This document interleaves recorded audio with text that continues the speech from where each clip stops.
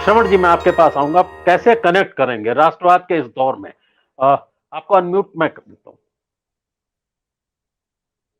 जी। देखिए, मैं जो डिबेट सुन रहा था, मैं दो तीन चीजें जो समझने की कोशिश कर रहा था। एक तो ये कि 2024 को लेकर ये गलतफहमी निकाल देना चाहिए कि कम से कम मेरे मन में नहीं है कि मोदी फिर से सत्ता में नहीं आएंगे या मोदी को अपदस्थ किया जा सकता है। और उत्तर प्रदेश के अनुभव के बाद हमको बहुत सारी चीजें अपनी बातचीत में भी उसको थोड़ा संशोधन करना चाहिए। मैं कर रहा हूँ अपने लेवल पर, काफी कर रहा हूँ। दूसरी बात जो मुझे समझ में आती है, जो अगर हमारी बातचीत कांग्रेस को लेकर ही केंद्रित है, तो मैं दो चीजें देख रहा हूँ कि जैसे उत्तर प्रदेश में बीजेपी की सीटें 16% कम हुई है इतनी ताकत लगाने के बाद। पार्लियामेंट में निश्चित रूप से उत्तर प्रदेश में सीटें कम होंगी बीजेपी की, और जो अखिलेश ने तय किया है, पार्लियामेंट की सीट छोड़ा है आजमगढ़ की, जहां की पूरी स्वीप किया है उन्होंने आजमगढ़ की सारी विधानसभा कॉन्स्टिट्यूएंसीज में।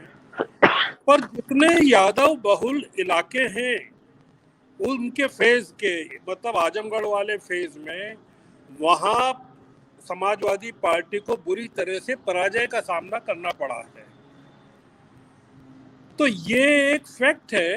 तो अखिलेश यादव की उपस्थिति, और अगर प्रियंका वहां एक मूवमेंट खड़ा करने की कोशिश करती है उत्तर प्रदेश में, तो वो जो खड़ा होगा वो बीजेपी के खिलाफ खड़ा होगा, पूरा का पूरा आंदोलन। अभी देश में तीन तरह की चीजें चल रही है अमरीश जी। एक तो ये चल रहा है कि जैसे बीजेपी के हाथ से एक राज्य और चला गया, मान लीजिए कि वो पंजाब में नहीं आ पाए, अकाली भी नहीं आ पाए, अमरिंदर सिंह भी नहीं आ पाए, तो लोकसभा में भी सीटें उनकी कम होंगी और राज्यसभा में भी कम होंगी।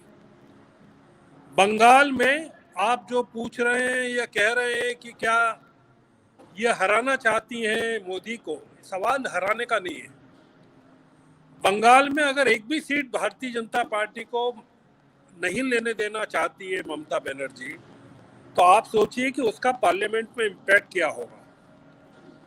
अगर पंजाब में एक भी सीट नहीं लेने देते हैं केजरीवाल, तो आप सोचिए कि पार्लियामेंट में उसका इम्पैक्ट क्या होगा। देश में अब नई किस्म की राजनीति चल रही है, और उसमें जो राज्यों में जो गैर बीजेपी गवर्नमेंट से वो ताकतवर हो रही है। अब रही कांग्रेस की बात, तो कांग्रेस का जो अभी स्थिति है वो तो मुझे जो लग रहा है उसमें तो मध्य प्रदेश में भारतीय जनता पार्टी काफ़ी मजबूत है, राजस्थान में इनकी सरकार निश्चित रूप से जाएगी, कांग्रेस की सरकार, बहुत मुश्किल है इनका आना। तो मुझे नहीं लगता कि कांग्रेस के लिए छत्तीसगढ़ को छोड़कर झारखंड में ये मिलीजुली सरकार में है और महाराष्ट्र में मिलीजुली सरकार में है। तो मैं जो देख रहा हूँ वो देख रहा हूँ ये कि कांग्रेस को अपनी बार्गेनिंग पोजीशन मजबूत करना चाहिए अपोजिशन की पार्टीज के साथ। मैं उस चिंतन शिविर में उपस्थित था जो पचमढ़ी में हुआ था, काफी पहले हुआ था, जिसकी की बात अब कर रहे हैं कि ये फिर से चिंतन शिविर हो रहा है। उस चिंतन शिविर में ये था कि कांग्रेस कोलिशन गवर्नमेंट में शामिल होगी या दूसरे दलों के साथ हाथ मिलाएगी। हुआ ये कि कांग्रेस ने उस नीति को छोड़ दिया। कांग्रेस के सर्वाइवल का अब एक ही तरीका बचा है, वो तरीका ये बचा है कि वो दूसरे दलों के साथ या तो बराबरी के लेवल पर या सबऑर्डिनेशन के लेवल पर राज्यों में समझौते करें।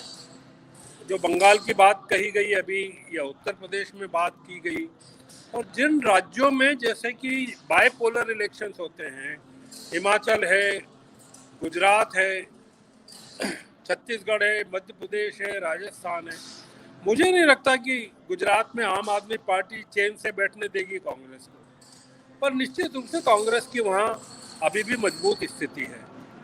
तो कांग्रेस अगर अपनी बार्गेनिंग पोजीशन को इन राज्यों में मजबूत करती है विपक्षी दलों के साथ समझौते करती है, सीटों के समझौते करती है।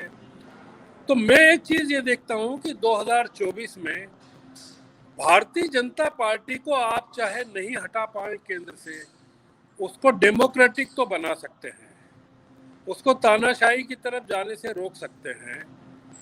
मैं उसको एक बहुत बड़ी उपलब्धि मानूंगा कि एकाधिकारवादी जो शक्तियां हैं वो अगर 2024 में इतनी कमजोर हो जाएं पार्लियामेंट में कि अपोजिशन की जो सम्मिलित ताकत है राज्यसभा और लोकसभा में इतनी जबरदस्त हो जाए कि सरकार को उस तरह से काम नहीं करने दे जिस तरह से वो करती है, मैं उसको भी बड़ी उपलब्धि मानूंगा। सवाल ये है कि कांग्रेस अपने कैरेक्टर में चेंज करने को तैयार है कि नहीं है, और उस चेंज की मुझे झलक दिख रही है। जो G23 ने कहा है कि आपको और दलों के साथ बैठ के बात करके चीज़ों को आगे बढ़ाना है, तो वो कांग्रेस में भी अगर एकाधिकारवाद खत्म होता है, मैं कांग्रेस को उसके लिए कांग्रेस में के लिए काफ़ी संभावनाएं देखता हूँ। बाकी 2024 में केंद्र में कांग्रेस आ जाएगी और नेतृत्व करेगी, मैं इस जी चीज को कोई मतलब स्वप्न लेकर दिवा स्वप्न लेकर चलना नहीं चाहता।